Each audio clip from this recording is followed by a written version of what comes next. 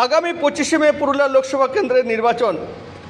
মঙ্গলবার দিন মনোনয়নপত্র জমা দিলেন পুরুলিয়া লোকসভা কেন্দ্রের তৃণমূল কংগ্রেস প্রার্থী শান্তিরাম মাহাতো। এদিন পুরুলিয়া শহরের রাঁচি রোডের তার দলীয় কার্যালয় থেকে বিশাল মিছিল করে পুরুলিয়া জেলা শাসকের দপ্তরে আসেন এবং সেখানে মনোনয়নপত্র জমা করেন তিনি।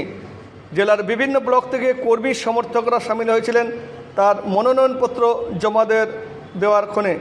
তিনি জানিয়েছেন, ভারতবর্ষের সংবিধানকে রক্ষা করার স্বার্থে এবং বিজেপির অপশাসনকে মুক্তি করার স্বার্থে প্রধানমন্ত্রী গঠন করার লক্ষ্য নিয়ে তিনি নির্বাচনে প্রতিদ্বন্দ্বিতা করছেন পুরুলিয়া লোকসভা কেন্দ্র থেকে।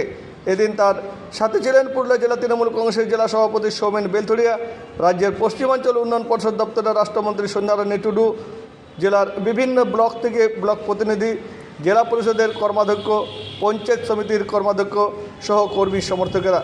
তিনি মনোনয়নপত্র জমা দিলেন পুরুলিয়া জেলা শাসক তথা জেলা নির্বাচন আধিকারিকের কাছে।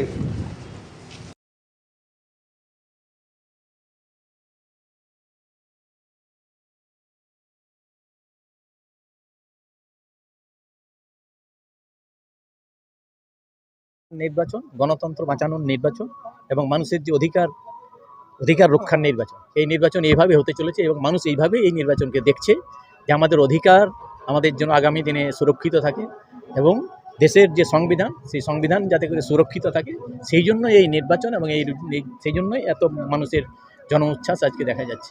দেখলাম তো বিশাল মিছিল করলেন। বিশাল মিছিল মানে আমি বলেছিলাম, আমি বার্তা দিয়েছিলাম আমি নমিনেশন করব, কিন্তু নমিনেশন করব বলাতেই লোক চলে এসছে, সেখানে তো আর কাউকে বাধা দিই না।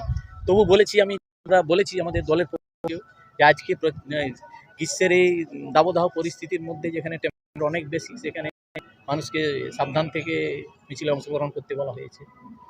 দেখুন, লড়াই তো তাৎপর্যপূর্ণ আছেই, কারণ বিজেপিকে যদি কেন্দ্র থেকে সরানো না যায় তাহলে দেশের সংবিধানও সুরক্ষিত থাকবে না, মানুষের অধিকারও সুরক্ষিত থাকবে না।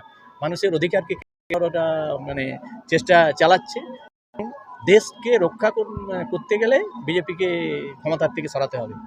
ব্যাপক উৎসাহ আছে কর্মীদের মধ্যে, ব্যাপক উৎসাহ আছে।